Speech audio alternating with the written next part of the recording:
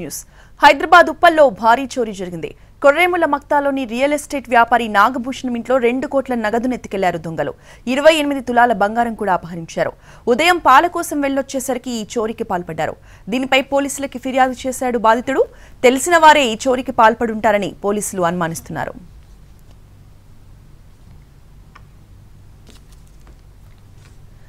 ఈ దొంగతనానికి సంబంధించిన పూర్తి వివరాలు మా క్రైమ్ ఇన్స్పెక్టర్ రమేష్ వైట్ల అందిస్తారు.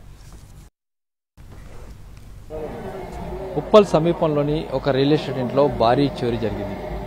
దాదాపు 2 కోట్ల పైచిలకు నగదును దొంగలు ఎత్తుకొని పోయారు. అయితే ఈ దొంగతనం ఎలా జరిగింది, ఏ విధంగా జరిగింది అనే విషయాన్ని పోలీసులు ప్రయత్నానికి విచారణ జరుపుతున్నారు. అయితే ఈ రియల్ ఎస్టేట్ వ్యాపారైన ఈ నాగభూషణ గౌడ్ తన వ్యాపారానికి సంబంధించిన డబ్బును తీసుకొచ్చి ఇంట్లో పెట్టారు.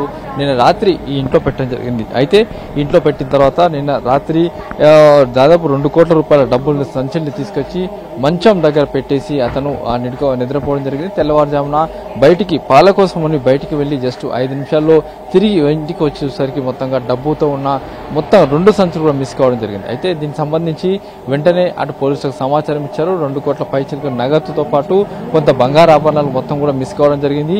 అయితే దీనికి సంబంధించి వెంటనే పోలీసులు సమాచారం ఇస్తే పోలీసులు వచ్చి విచారణ చేస్తున్నారు.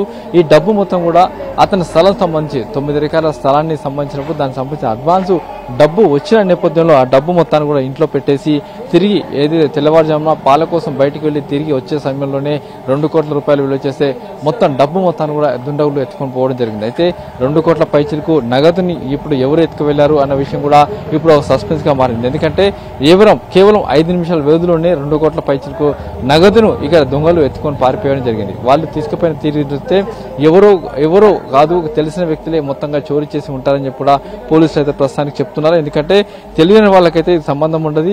వాళ్ళు ఇప్పుడు చూసినట్లయితే దీంట్లో పూర్తిగా ఇంట్లోకి వచ్చి ఏదైతే నాగభూషణం కూడా జస్ట్ ఇంటి నుంచి బయటికి 5 నిమిషాలు బయటికి వెళ్లి తిరిగి వచ్చే లోపలే ఈ డబ్బు మొత్తంగా సంచులతో ఉన్న డబ్బు మొత్తాన్ని కూడా ఎత్తుకొని పోవడం జరిగింది.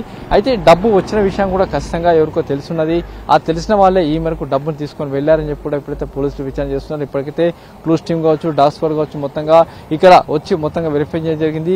ఈ చుట్టుపక్కల ప్రాంతంలో సీసీ కెమెరాల ఫుటేజ్ కూడా వెరిఫై చేసే ప్రయత్నం చేస్తున్నారు. ఎందుకంటే కొర్రముల నుంచి అటు ఎల్బీనగర్ వైపుగా పూర్తిగా ఉన్న లింక్ రోడ్డు, ప్రధాన రోడ్డుకు ఆనుకొని ఉన్న ఈ ఇంటి దగ్గరనే ఈ చోరీ జరగడం జరిగింది. అయితే ఈ చోరీ సంబంధించిన ప్రస్తుతానికి నాగభూషణంకి డబ్బులు వచ్చాయన్న విషయం తెలిసిన తర్వాత ఎవరో తెలిసిన వ్యక్తులే ఈ డబ్బును కాజేసి ఉంటారని చెప్పి ఇప్పటికైతే పోలీసులు అయితే అనుమానం వ్యక్తం చేస్తున్నారు. అయితే ఇప్పటికైతే 3 పోలీసులు అదుపులో తీసుకోవడం జరిగింది. డ్రైవర్తో పాటు మరిద్దరిని అదుపులో తీసుకున్నారు. ఇద్దరిని కూడా విచారిస్తున్నారు. అయితే ఈ డబ్బు విషయం సంబంధించి తెలిసిన వాళ్ళే దీనికి చోరీకి చేసి ఉంటారని చెప్పి పోలీసులు అనుమానం. ప్రస్తుతానికైతే విచారణ కొనసాగుతుంది. దీనికి సంబంధించి ఒక 4 ప్రత్యేక బృందాలను ఏర్పాటు చేశారని పోలీసులు చెప్తున్నారు.